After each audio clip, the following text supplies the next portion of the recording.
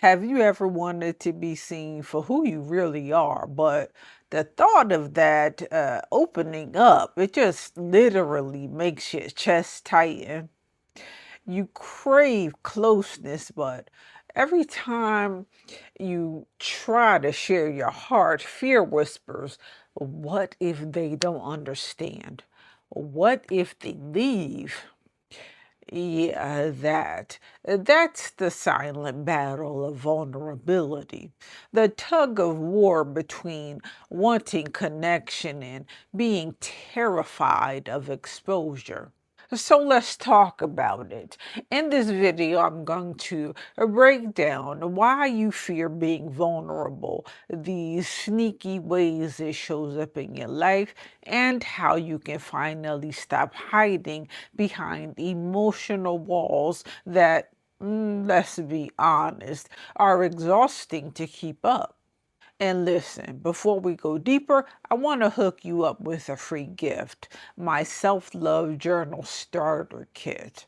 Think of it as your private safe space to practice vulnerability with yourself first. It's got affirmations, journal prompts, and a daily check-in sheet that helps you actually face yourself honestly without the judgment. The link's in the description. Go grab it after you watch this video. So let's keep it real. Vulnerability feels like standing naked in the middle of a crowded room while everybody else is fully dressed. It's very uncomfortable. It feels risky. It feels messy and exposed, if I'm being honest. And for most of us, it's tied to old wounds.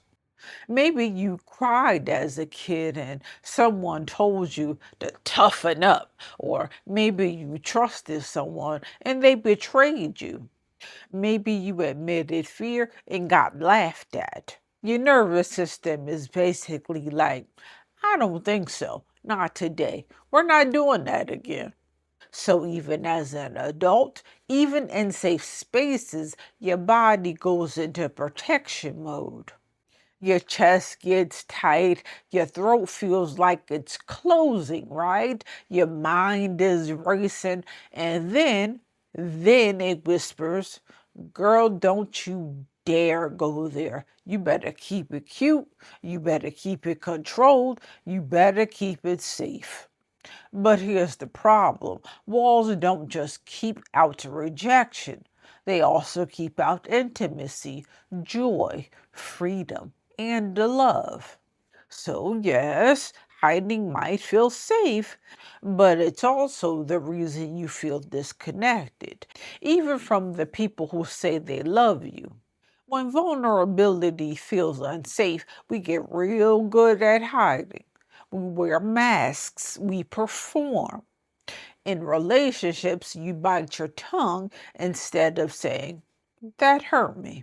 You downplay your needs so you won't look like you're too much. At work, you keep your ideas to yourself because what if people think they're dumb? Or you overachieve, hustling for perfection.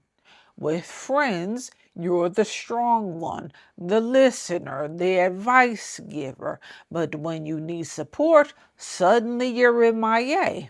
With yourself, you distract, you scroll, you binge, you overwork, because sitting with your truth, it's simply terrifying. And the mask works until it doesn't, right? Because deep down you're not craving applause for the role that you're playing. You're craving love for the person you really are. So here's the deeper truth. You don't actually fear vulnerability. You fear what happened the last time you were vulnerable. Your brain linked vulnerability to danger, and your ego said, cool, let's never do that again. The ego is obsessed with control. It's terrified of embarrassment, rejection, and humiliation. So it builds stories. If you don't open up, you won't get hurt. And your nervous system agrees. Vulnerability can literally trigger the same fight, flight, or freeze response as physical danger. That's why your body betrays you. You get sweaty palms, you get the shallow breath, and you get the shaky voice. But here's the paradox: the very thing that you're avoiding is the very thing that you need. Vulnerability is where love deepens. Vulnerability is where healing happens. And vulnerability is where creativity flows. Vulnerability is where freedom lives. And without it, life stays very surface level. Safe, maybe, but it's real empty. So we've been fed this lie that strength means holding it all together. But let me ask you this: is hiding really strength? Maybe it's not resistance. Maybe it's fear convincing you that safety is the same thing as peace. Anyone can hide, anyone can wear a mask. That's easy.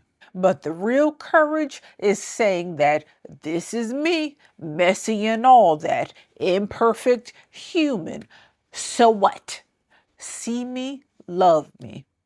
And vulnerability is not weakness, it's proof of strength. Every time you let yourself be seen, you're telling your old wounds, I'm not afraid of you anymore. And that's badass. That's strength. Let me shine a light on how this shows up in your everyday life. In love, you avoid the deep talks because you're scared of being rejected. You act chill when really you want more closeness.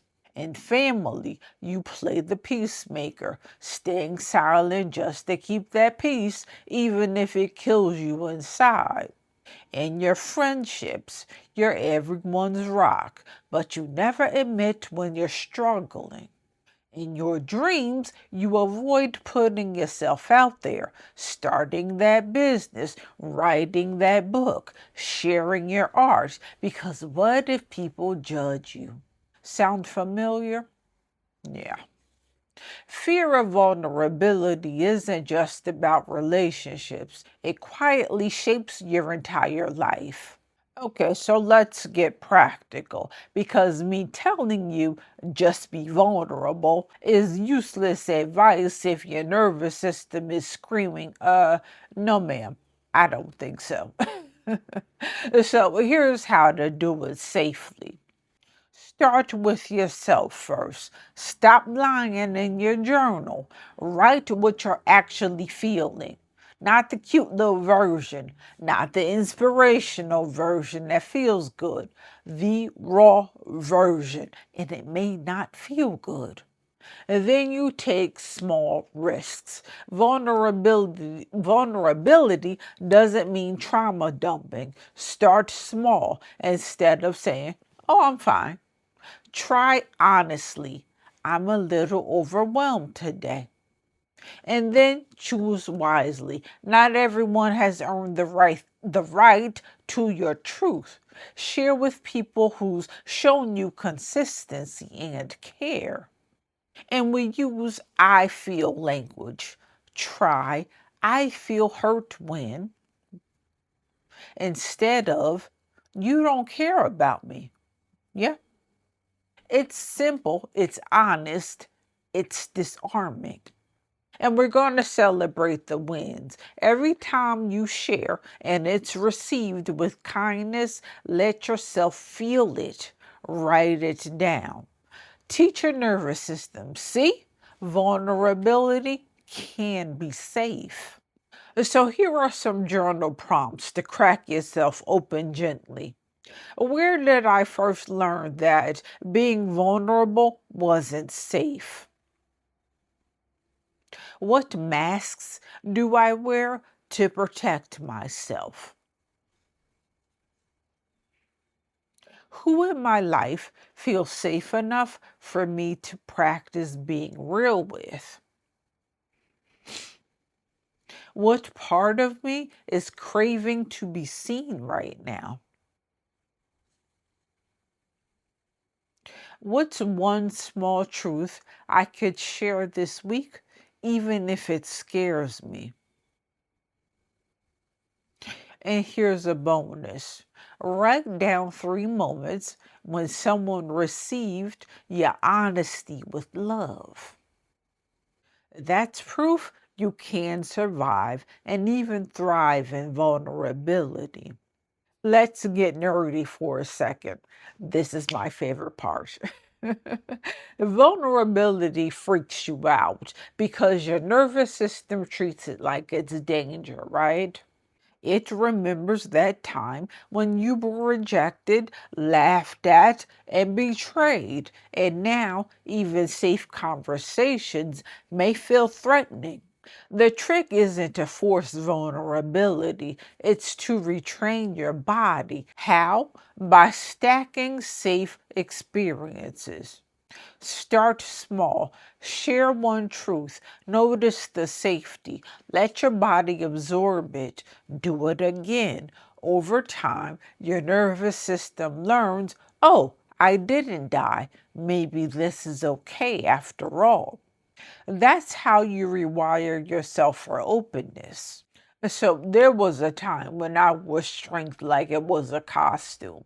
I kept everything together. I gave the advice. I carried the weight. And everyone thought I was fine. I wasn't fine. Inside, I was screaming. The first time I admitted out loud I'm not okay, I braced myself for judgment. But it didn't come. I got compassion and presence and love. And it hit me. Vulnerability wasn't destroying me, hiding was. That taught me that being real is not only survivable, it's freeing. Repeat these affirmations out loud. It is safe for me to be seen. My truth is worthy of being heard. I don't have to be perfect to be loved.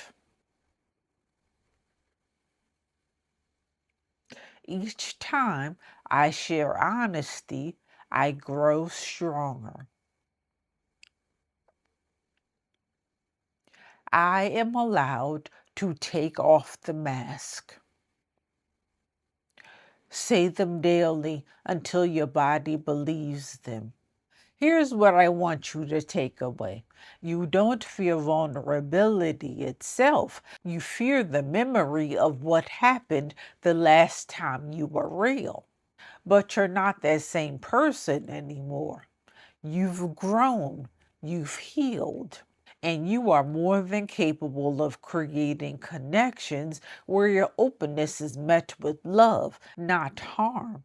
Start small, start safe, be real with yourself first, then with one person, then with more. Because hiding might protect you, but it will never connect you.